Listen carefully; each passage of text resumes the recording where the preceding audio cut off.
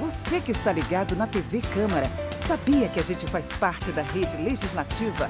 4 emissoras em um único canal para você saber como são debatidas e votadas as leis que influenciam a sua vida.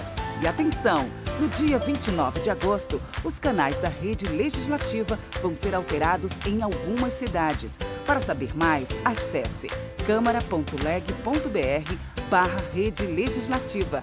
A rede legislativa é transparência e informação na sua televisão.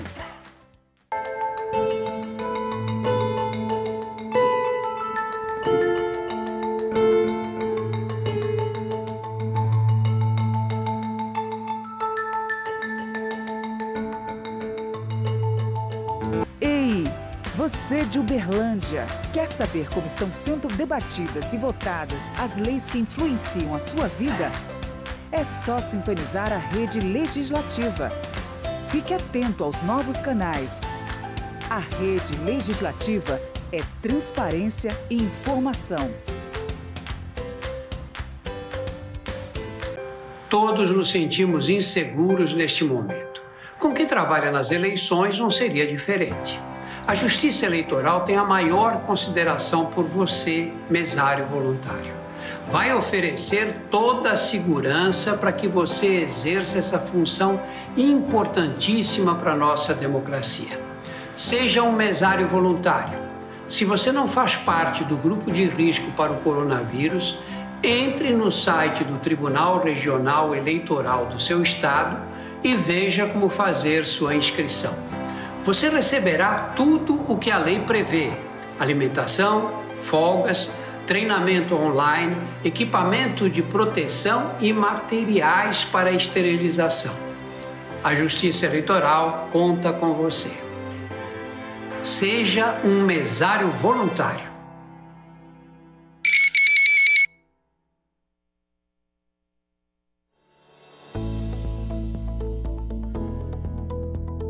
Uma eleição é um processo semelhante à contratação de um novo funcionário. A pessoa certa no lugar certo faz as coisas acontecerem.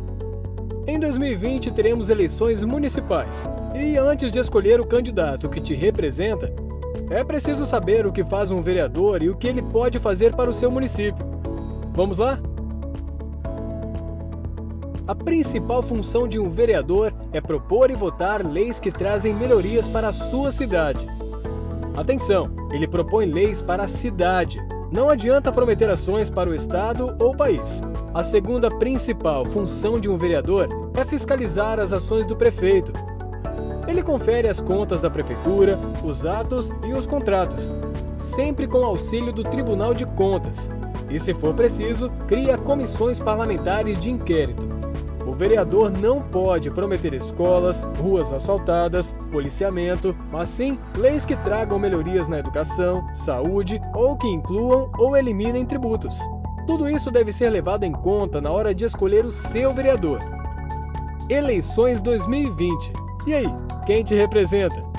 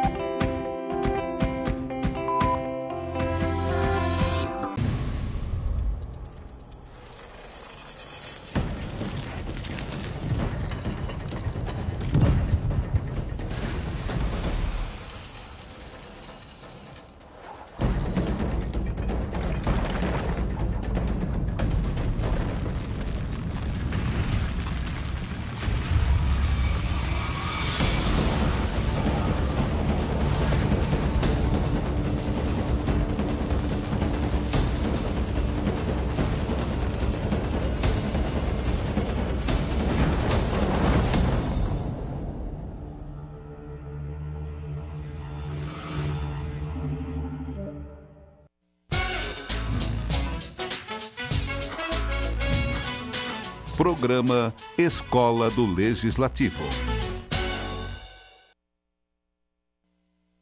Olá, boa tarde, sejam todos muito bem-vindos. Começa agora mais um programa Escola do Legislativo, em parceria aqui e realização da TV Câmara, realizado pela Câmara Municipal de Uberlândia. Nosso programa é transmitido pelo canal 45.3 e a partir do dia 29 de agosto, próximo sábado, Uberlândia e região receberão novos canais na TV aberta. Teremos 9.1 TV Câmara, 9.2 TV Assembleia, 9.3 TV Câmara Uberlândia e 9.4 TV Senado. Se precisar, execute a função busca sintonia da sua televisão. Você poderá ficar por dentro de tudo o que acontece na política de Uberlândia, em Minas Gerais e no Brasil. Muito mais simples, com muito mais transparência. A Escola do Legislativo tem como objetivo promover a capacitação de agentes políticos e a educação para a cidadania, na busca de fortalecimento do poder legislativo local. Em nosso programa de hoje, iremos falar sobre as convenções partidárias e o registro de candidaturas, um bate-papo de instrução aos partidos políticos. Nossos convidados de hoje são o juiz diretor do Foro Eleitoral de Uberlândia, Dr. José Roberto Poiani, e o analista judiciário do Tribunal Regional Eleitoral de Minas Gerais, Leandro Figueiredo. Lembrando que as perguntas podem ser direcionadas àqueles que nos assistem em casa pela TV, para o e-mail leandro.figueiredo@tre-mg.jus.br. A todos vocês participantes, um excelente bate-papo aí de instrução nesse período eleitoral 2020. Quero dar as boas-vindas e agradecer a TV. Áudio da mesa. Quero dar as boas-vindas a todos que se fazem aqui presentes na Câmara Municipal de Uberlândia. Também cumprimentar os que nos acompanham pela TV do Legislativo. Agradecer também à Escola do Legislativo por essa iniciativa. O TRE nos orienta a que no ano de eleição municipal façamos esses momentos de reunião com os partidos políticos, a fim de que possamos trazer trocas de informações, uma vez que a cada eleição novas mudanças ocorrem na legislação pertinente, ainda mais neste ano de 2020, quando houve uma alteração, todos sabemos, inclusive por emenda constitucional, havendo necessidade de se readequar ao calendário eleitoral, e então é com satisfação que aqui comparecemos para, nesse diálogo construtivo e esclarecedor, permitir que possamos trazer algumas informações e também sanar algumas dúvidas que possam surgir relativamente a esse período que antecede a realização das convenções entre os partidos políticos para a escolha dos seus candidatos nas eleições majoritárias e proporcional dos municípios, para os cargos de prefeito e de vereador, também falarmos um pouco a respeito das convenções e também do registro de candidatura. De nossa parte, ficamos à disposição para que nessa tarde possamos transmitir esses conhecimentos, trocar informações e nos colocar à disposição, em nome da Justiça Eleitoral de Uberlândia, para poder auxiliar nessas fases de preparação de convenções e também de registros de candidatura. O analista judiciário Leandro, que nos acompanha, preparou diversos slides para que possamos ir dialogando, e à medida em que forem sendo feitas as explanações, também ficaremos à disposição para sanar dúvidas, trazendo comentários e observações a respeito de cada temática tratada nesta tarde.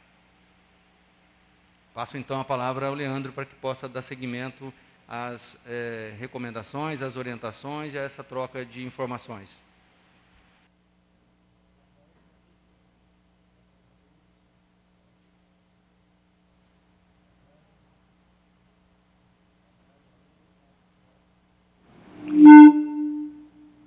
Alô, boa tarde a todos. Agora sim, né? Boa tarde a todos, meu nome é Leandro, eu sou analista judiciário do TRE, do Tribunal Regional Eleitoral de Minas Gerais. Estou lotado aqui em Uberlândia, na zona 299, que também é o Foro Eleitoral de Uberlândia. Em Uberlândia nós temos 5 zonas eleitorais e a 299, que é o foro, é responsável por toda a administração da sede da Justiça Eleitoral em Uberlândia e por toda a logística envolvida na preparação e realização das eleições. E o juiz-diretor do foro aqui em Uberlândia é o Dr. José Roberto Poiani, está à frente de todo esse trabalho de preparação e realização das eleições, né? Então, a finalidade da presente reunião é discorrer sobre pontos importantes sobre convenções e registro de candidatura, né? Trazer algumas alterações e novidades, especialmente as advindas aí da pandemia do Covid-19, para que os partidos possam preencher todos os requisitos, informações e documentações no registro e possam também realizar as convenções partidárias, cumprindo todas as formalidades exigidas pela legislação eleitoral. O sentido aqui da reunião é de parceria, né, da Justiça Eleitoral com os partidos, para que os partidos possam realizar as convenções e ajuizar os pedidos de registro de candidatura e para que a Justiça Eleitoral possa analisar e julgar os mais de mil pedidos de registro, que é o prognóstico aí que nós estamos fazendo, que a Justiça Eleitoral vai ter que analisar. Então, a intenção é que a Justiça Eleitoral preste esse serviço jurisdicional com qualidade, eficiência e celeridade, né? Inclusive, eu já faço aqui um pedido para que os partidos políticos possam antecipar a realização das convenções, que já façam já no início do período permitido, e ajuizem também os consequentes pedidos de registro de candidatura, né? Dentre as alterações aí, determinadas pela Emenda Constitucional 107, as datas das eleições foram alteradas, o primeiro turno para o dia 15 de novembro e o segundo turno, se houver, para o dia 29 de novembro. E, consequentemente, também as datas das convenções do registro foram também alteradas. As convenções... Está longe? De mim? Sim, tá bom? Melhorou? Melhorou? E as convenções partidárias, então, passam a ser de 31 de agosto a 16 de setembro, e o registro de candidatura passa a ser ajuizado até a data do dia 26 de setembro. Eu destaco aí algumas principais datas do calendário eleitoral, né? 31 de agosto a 16 de setembro são realizadas as convenções, no dia 26 de setembro é o último dia para o registro de candidatura, dia 27 de setembro é a data a partir da qual a propaganda eleitoral é permitida. O período de exibição da propaganda eleitoral é de 9 de agosto a 12 de novembro, e primeiro turno em 15 de novembro, e segundo turno em 29 de novembro, se houver. A legislação eleitoral relativa às convenções e ao registro de candidatura, destacamos aí a Constituição Federal, né, que é a nossa Carta Magna, onde a legislação infraconstitucional devem observar todos os princípios e normas que estão dispostos na Constituição. Temos o Código Eleitoral, que é uma lei de 1965. Temos a Lei das Eleições, que é a Lei 9.504 de 97. Temos também a Lei 9.606 de 95, que é a Lei dos Partidos Políticos. Temos a Lei Complementar 6490, que é a chamada Lei das Inelegibilidades, alterada pela Lei 135 de 2010, a chamada Lei da Ficha Limpa. Essa legislação, as regras de registro de candidatura e convenções estão esparsas em toda essa legislação aí que eu citei. A boa notícia é que o TSE, o Tribunal Superior Eleitoral, usando seu poder regulamentador, ele editou a Resolução 23.609, onde organiza todo o regramento relativo às convenções e ao registro de candidatura, já alinhado com todo o entendimento jurisprudencial do Tribunal. Então, a boa notícia é que os partidos precisam socorrer somente da resolução, que já vai estar bem fundamentado ali para poder trabalhar nas convenções e no registro de candidatura. Disponibilizamos aí para os e-mails dos diretórios municipais, além do modelo de ata, os manual. Beleza.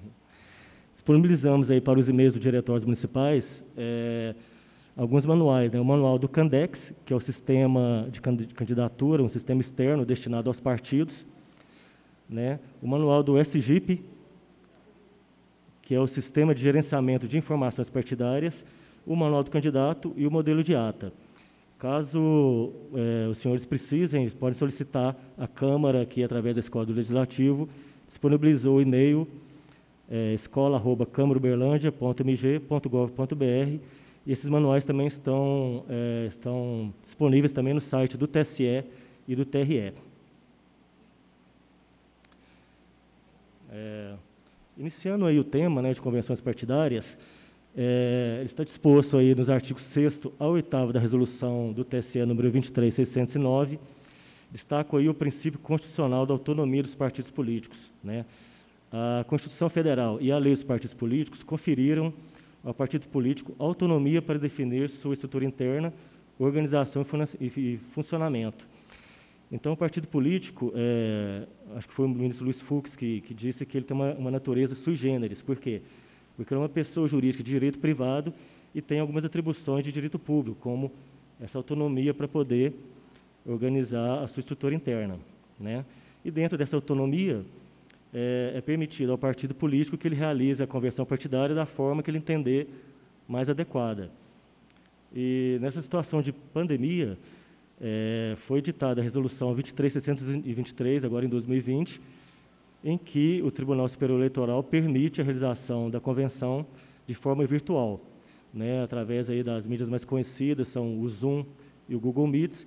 Então, fica aí a recomendação para que os partidos façam, né, a convenção na forma virtual, no formato virtual, evitando a aglomeração e disseminação pelo Covid-19.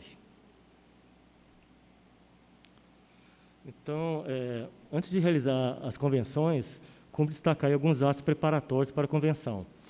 O primeiro passo é gerar a chave de acesso e transmissão obrigatória para a utilização do sistema Candex, né, obtidos pelos partidos no sistema SGIP, que é o Sistema de Gerenciamento de Informações Partidárias.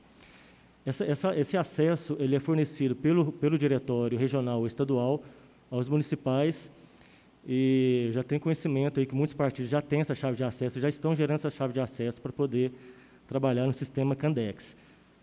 De qualquer forma, eu disponibilizei o contato 0800, o e-mail, né, do TSE e o telefone que serve de suporte ao usuário, destacando que todos esses sistemas também contêm um manual de utilização. Uma outra providência que os partidos têm que tomar já de início é solicitar aos candidatos que emitem todas as certidões criminais para fins eleitorais. Elas são fornecidas nos sites do TRF1, da primeira região, e do TJMG. As exigidas são as certidões criminais da Justiça Federal, de primeiro e segundo graus, e pela Justiça Estadual, de primeiro e segundo graus, e também pelos tribunais competentes quando os candidatos gozarem de foro por prerrogativa de função, né? A novidade aí é que é dispensada a juntada daquelas certidões eleitorais, né? As certidões negativa criminal, certidão de quitação eleitoral, isso tudo já vai ser puxado direto pelo sistema Candex, direto do cadastro eleitoral.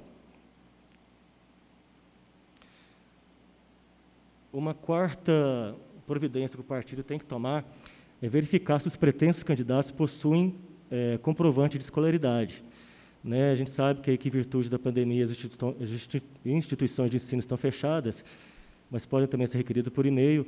Então, diante de uma dificuldade aí do candidato de conseguir essa prova de escolaridade, ele pode exibir a carteira nacional de habilitação que supre essa falta do histórico escolar, né? Então, tem que providenciar aí com os candidatos já de antemão essa prova de alfabetização.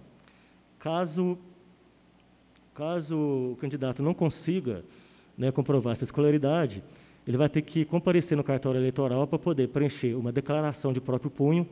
Essa declaração já vai estar pré-disponibilizada pelo cartório eleitoral, já vai se encontrar no cartório eleitoral. Ele preenche essa declaração de próprio punho perante o servidor da Justiça Eleitoral, que certificará de que foi firmado em sua presença, né?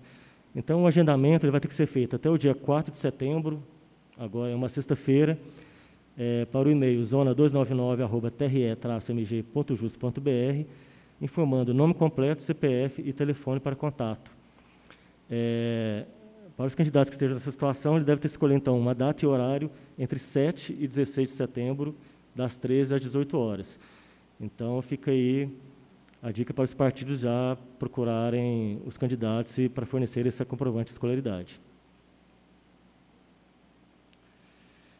Com relação ao número de candidatos a serem registrados, em Uberlândia pode ser registrado um total de até 150% de lugares a preencher. Como temos 27 vagas de vereadores, 150% seriam 41 candidatos que podem ser registrados pelos partidos. Lembrando que, se o partido não registrar a totalidade dos candidatos, ele tem até 30 dias anteriores ao pleito para preencherem essa vaga remanescente. Ok? Com relação à reserva de gênero, aqueles percentuais de candidatura por gênero que é exigido pelo artigo 17 da resolução, esse é um requisito que é ferido no processo principal do registro, que é o DRAP. Então, antes de analisar os pedidos dos registros de cada candidato, é realizada a análise da regularidade do partido. Então, de modo que deve ser observado esse percentual mínimo de 30% e o máximo de 70% de cada gênero. A lei não fala que o mínimo de 30% tem que ser de mulher. Ele fala que é de cada gênero, mas a gente sabe que a dificuldade realmente é preencher essas vagas com o mínimo de candidaturas femininas. Isso, graças a Deus, está mudando e é muito bem-vindo que a mulher participe também do processo eleitoral. Então, o que eu tenho para destacar aí é que a inobservância desse percentual, ele gera o indeferimento do próprio DRAP. E, consequentemente, toda a chapa não vai poder participar da eleição. Então, fiquem atentos aí ao mínimo de 30% e máximo. O cálculo aí é 13, se for colocar o total de 41, o mínimo aí de candidaturas de cada gênero tem que ser de 13 candidaturas. Um exemplo aí que nós temos para destacar é do recurso especial 19.3992, no caso das candidaturas laranjas ou fictícias, em que o TSE, nas eleições de 2016, em Valência do Piauí, as eleições municipais, cassou toda uma chapa entre eleitos e não eleitos, porque não observaram a cota de gênero. Foram consideradas 5 candidaturas femininas que foram realizadas de forma fictícia, somente para poder atingir aí o percentual. Então, fica aí o alerta para que os partidos observem esse percentual. Com relação à ata da convenção partidária, ela está prevista aí no artigo 7º da Resolução 23.609, e lá constam todos os dados que devem constar na ata da convenção. O local, data e hora, a relação dos candidatos escolhidos. E, normalmente, quando a Justiça Eleitoral analisa as atas enviadas pelos partidos, geralmente é uma ata muito extensa, e o que tem que estar descrito na ata realmente às vezes não é observado. Então, nós disponibilizamos aí um modelo de ata desenvolvido pelo Tribunal Regional Eleitoral, por uma colega nossa lá do tribunal, em que, de forma simplificada, os senhores podem seguir aquele modelo e incluir somente as informações que são exigidas pela resolução. Foram disponibilizados para os e-mails dos diretórios. Os senhores podem procurar os diretórios municipais e também solicitar. Deixa eu passar aqui, que eu não passei, Desculpa, gente. Isso. Podem ser também solicitados para o e-mail da escola, aí, que a Escola Judiciária disponibilizou, que é escola@câmarauberlandia-mg.gov.br. O prazo para a transmissão da ata é o dia seguinte da realização da convenção. Então, realizado a convenção, o partido tem até as 23h59 do dia seguinte para poder transmitir a ata no sistema Candex. A novidade é que não haverá mais o livro físico, aquele livro rubricado pela Justiça Eleitoral. Em virtude da pandemia, o Tribunal Superior Eleitoral publicou a Resolução 23.623, onde ele dispõe que o livro ata, o módulo externo do sistema de candidatura, o Candex, funcionará como livro ata da convenção, registrando-se diretamente no CANDE a ata e a lista dos presentes. Então, os partidos não têm mais que preocupar com aqueles livros físicos, eles devem guardar aí para arquivo e consulta, né? Mas não será utilizado o livro físico. Podem utilizar o livro físico, mas eu acho que não é recomendado porque as informações devem ser inseridas diretamente no sistema Candex, tá bom? E essa resolução também, ela suspendeu a abertura de novos livros físicos em virtude da pandemia.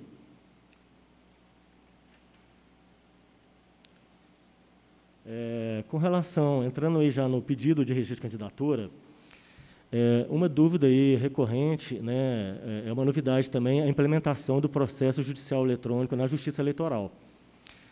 Né? E a dúvida dos operadores, aí, quem vai mexer com registro de candidatura, é se tem que autuar no PJE.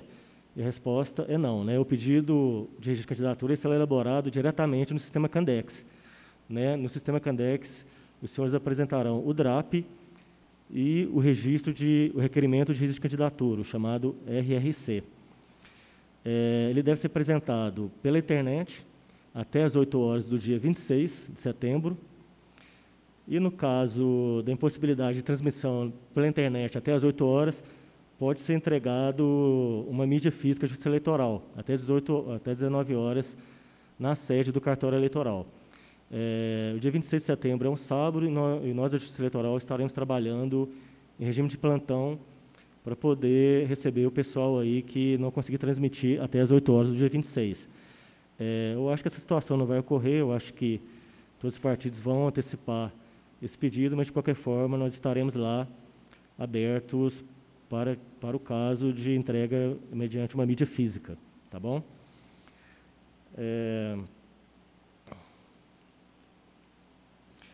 Então, fica aí sanada a dúvida, né? Não precisa protocolar nada no PJE, deve ser elaborado no Candex, inserida no Candex toda a documentação e informação necessária, deverá ser impressos os relatórios. Esses relatórios e os drafts deverão ser assinados por todos os candidatos depois de imprimidos, né? E aí sim, no sistema Candex, os senhores vão transmitir o pedido, tá? Se não conseguir transmitir o pedido, vai aparecer a opção para gravar a mídia. Para esse caso aí de impossibilidade técnica de transmissão pela internet, os senhores poderem encaminhar essa mídia física para o cartório, tá bom? O que acontece é que o sistema Candex ele vai estar vinculado ao PJE, e assim que o partido transmitir o pedido, vai ser automaticamente gerado um processo judicial eletrônico, um PJE na classe registro de candidatura, que será distribuído automaticamente para uma das zonas eleitorais que analisará e julgará o pedido. Tá ok?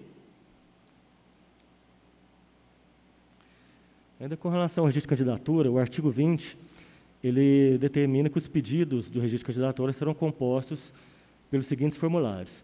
O primeiro formulário é o DRAP. O DRAP é o demonstrativo de regularidade de atos partidários. Ele é o processo principal do registro de candidatura, né, onde será ferido toda a regularidade do partido e deverá ser preenchido com todas as informações do artigo 23 da Resolução 23.609. Então, lá a exigência é que coloquem, né, o cargo, né, os cargos, cada DRAP para um cargo, né, o nome e a sigla do partido, ou, se for o caso da coligação, telefone, endereço, dentre outras informações. Então, os senhores consultem lá depois o artigo 23, e no DRAP também vai ser ferido a reserva de gênero e o quantitativo de candidaturas a serem registradas, né? Então, o DRAP é o processo principal, lembrando que o indeferimento do DRAP acarreta todo o indeferimento de todas os registros de candidatura, e o RRC, que é o requerimento de registro de candidatura individual de candidato, acompanhará o DRAP. E tem também a previsão aí do RRCI, que é o requerimento de registro de candidatura individual. Esse RRCI, ele é previsto caso o partido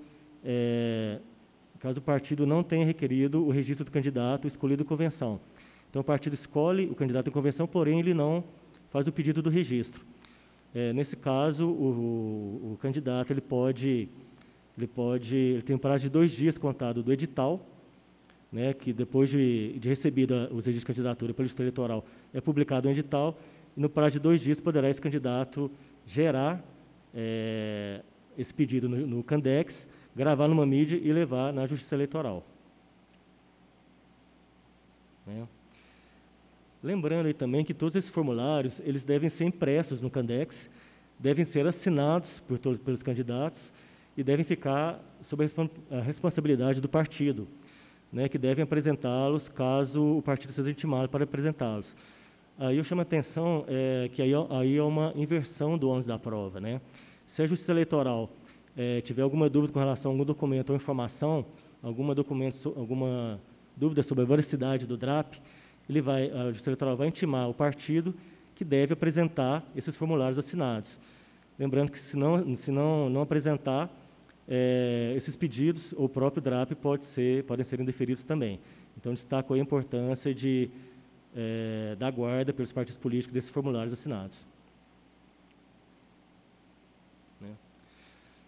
Aí eu destaco aí, no artigo 27, né, quais os documentos que devem ser anexados ao Candex no formulário RRC, que é aquele formulário de cada candidato, né? O primeiro requisito aí é a relação atual de bens preenchida no Candex. Então, os candidatos têm que informar aos partidos a relação atual de bens e ser inserida no Candex. E tomar cuidado aí para que não haja omissões com relação à relação de bens. Deve também ser anexada uma fotografia recente do candidato, inclusive dos candidatos a vice e suplentes. Aí no inciso 2 vai ter lá as especificações da fotografia, né, com relação a dimensões, a cor, característica da foto. Então, observem depois lá os requisitos aí das fotografias. No inciso 3º, os documentos que têm que ser anexados são as certidões criminais para fins eleitorais, aquelas que eu já falei que os partidos já devem providenciar de forma antecipada. Né, no TRF1, vocês vão pegar as certidões de primeiro e segundo grau da Justiça Federal e no site do TJMG, as certidões criminais para fins eleitorais fornecidas pela Justiça Estadual. Seguindo aí os documentos que devem ser anexados ao Candex, também deve ser anexada essa prova de alfabetização que eu já mencionei anteriormente, né, um histórico escolar ou a CNH já comprovem, se não aquela declaração que o candidato vai preencher de próprio punho, acompanhada da certidão do servidor da Justiça Eleitoral. No inciso 5º, aí, deve também ser feita a prova de desincompatibilização. Eu vou explicar mais à frente o que é essa desincompatibilização. Deve ser inserido também um documento de identificação oficial e as propostas defendidas por candidato a prefeito. Ok?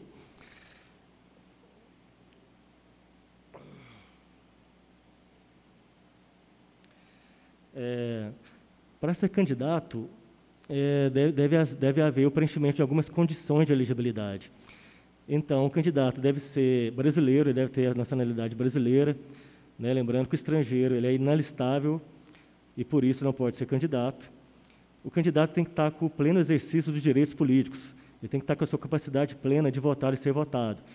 Então, por exemplo, aqueles casos de suspensão e perda dos direitos políticos, por exemplo, quando a pessoa tem uma condenação criminal ou uma condenação por ato de improbidade administrativa, ele tem seus direitos políticos suspensos e, por isso, ele perde a sua capacidade de ser votado. Seria o direito político passivo, né? Ele perde esse direito. Dentre as condições de elegibilidade, precisa também ter o alistamento eleitoral, que é obrigatório para os cidadãos de 18 a 70 anos, o domicílio eleitoral na circunscrição, até 4 de abril, e a filiação partidária realizada também até o dia 4 de abril.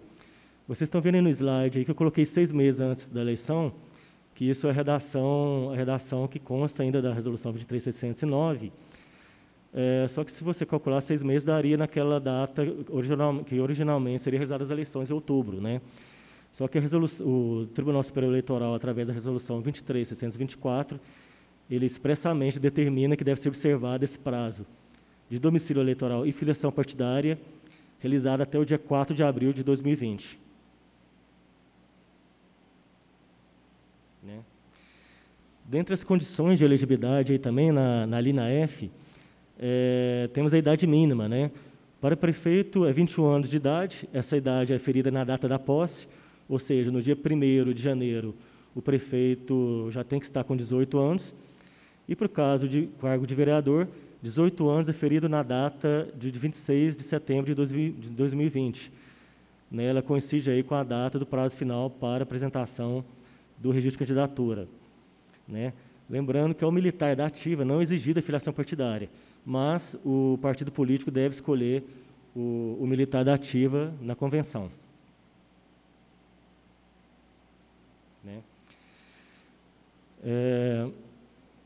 Outro requisito aí para que seja candidato, né, eles têm que observar essas causas de inelegibilidade. Tem que ser observado se o candidato não incorre em alguma dessas causas aí. Então, essas causas estão previstas nos artigos 11 a 13 da Resolução 23.609, e eu exemplifico aí 3 casos, né, que seria o caso dos inalistáveis, né, ou seja, os estrangeiros, né, os estrangeiros que não podem se alistar como eleitor, e os conscritos que prestam serviço militar obrigatório, eles são inelegíveis, e também os analfabetos, né, em virtude da exigência de alfabetização para poder concorrer à cargo eletivo. Tá? Destaco aí também que não podem, são inelegíveis o cônjuge e os parentes consanguíneos ou afins, até o 2º grau, ou por adoção do prefeito, ou de quem o haja substituído dentro dos 6 meses anteriores ao pleito, salvo se já titular de mandato eletivo e candidato à reeleição. Então, esse aí seria o caso para quem é parente, né, em linha reta ou colateral, até o 2º grau. Exemplo, eu sou parente em linha reta, em 1º grau com meu pai, em 2º grau com meu avô. Então, vocês devem observar também essa condição de inelegibilidade aí. Eu e meu irmão, nós somos também parentes em 1º grau, no caso, em 2º grau, na verdade, né? Porque a gente vai até o ancestral em comum.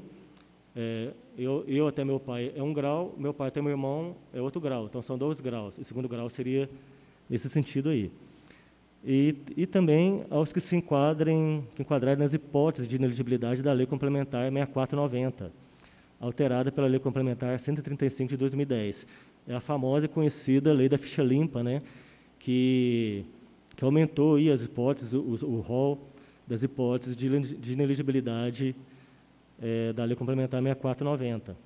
Né? Por exemplo, os que tenham uma condenação criminal por crimes contra o patrimônio, contra a administração pública, eles ficam inelegíveis pelo prazo de 8 anos. Né?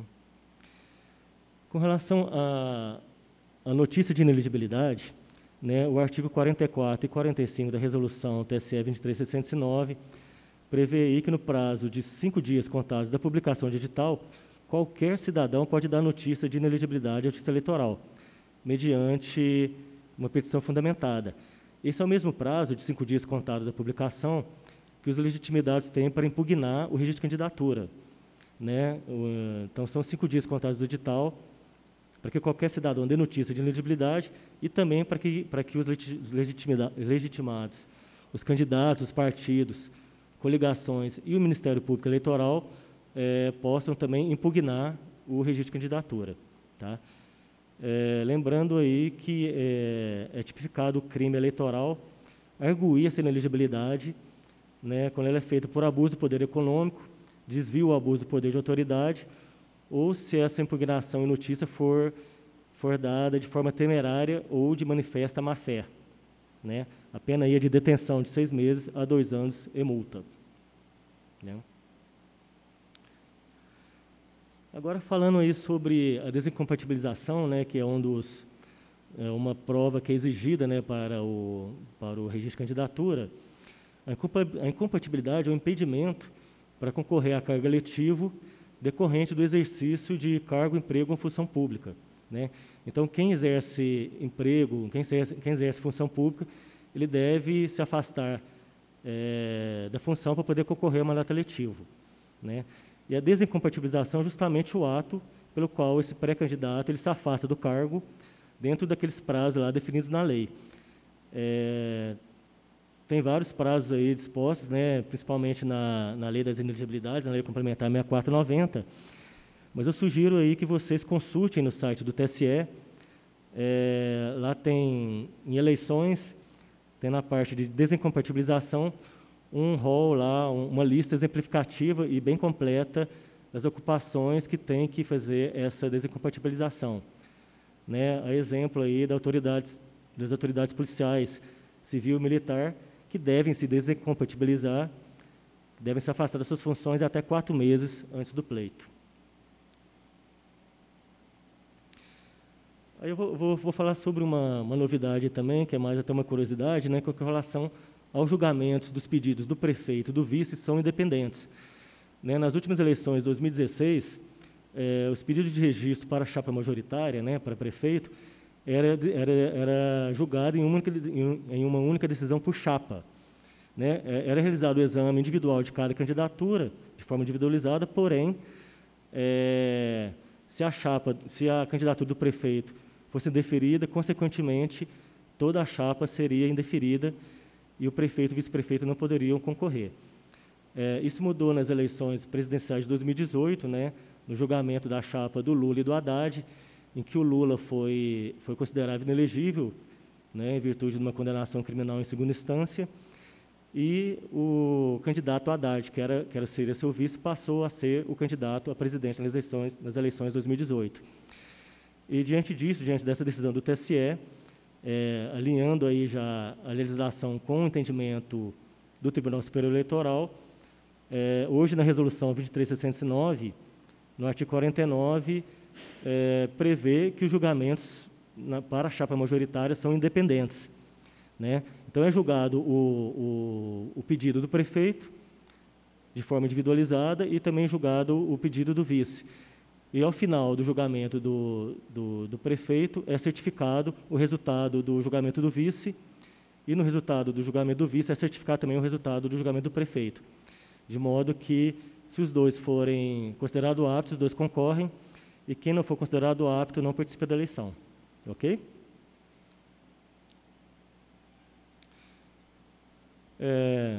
Finalizando, né, eu vou falar sobre as comunicações, né, que, em virtude da pandemia, aí, não serão realizadas intimações por oficial de justiça. O meio para poder, das comunicações oficiais, as intimações, né, dos candidatos, partidos, coligações, no período após a finalização do prazo de candidatura, né, do dia 26 de setembro a 18 de dezembro, que é o prazo final para a diplomação dos eleitos, será feito pelo mural eletrônico do Tribunal Superior Eleitoral. Então, os senhores deverão consultar todo dia, né, o mural eletrônico no site do TSE. Os senhores vão lá em Serviços Judiciais no site, em mural eletrônico estará lá disponível as comunicações. Caso haja uma indisponibilidade técnica do mural eletrônico, há uma ordem preferencial de intimação. Então, não podendo ser feito pelo mural eletrônico, as intimações serão feitas por mensagem instantânea, né, através do WhatsApp, do número registrado no RRC ou no DRAP, e é importante, sem necessidade de confirmação de leitura. Então, a Justiça Eleitoral vai encaminhar o WhatsApp, e, independente da pessoa ter visualizado ou não, já vai ser considerada intimado. Não sendo possível pelo WhatsApp, será feito por e-mail, também sem necessidade de confirmação. E, por fim, o que eu acho que vai ser dificilmente acontecerá, nós intimaremos também por correspondência, né, com aviso de recebimento, para o endereço indicado pelo partido no DRAP. Bom, eu falei meio rápido aí, né, de forma bem sucinta. Eu acho que essas são as informações que reputamos importantes e relevantes para os senhores. E espero que possamos todos trabalhar, que os partidos possam ter essas condições de realizar o trabalho da melhor forma possível, né, atendendo todos os requisitos, informações e documentações exigidas, né, e para que a Justiça Eleitoral também possa realizar esse trabalho de forma célere, né, com qualidade e eficiência, prestando esse serviço jurisdicional. Ok? Eu agradeço a presença de todos e estamos abertos aí para questionamentos.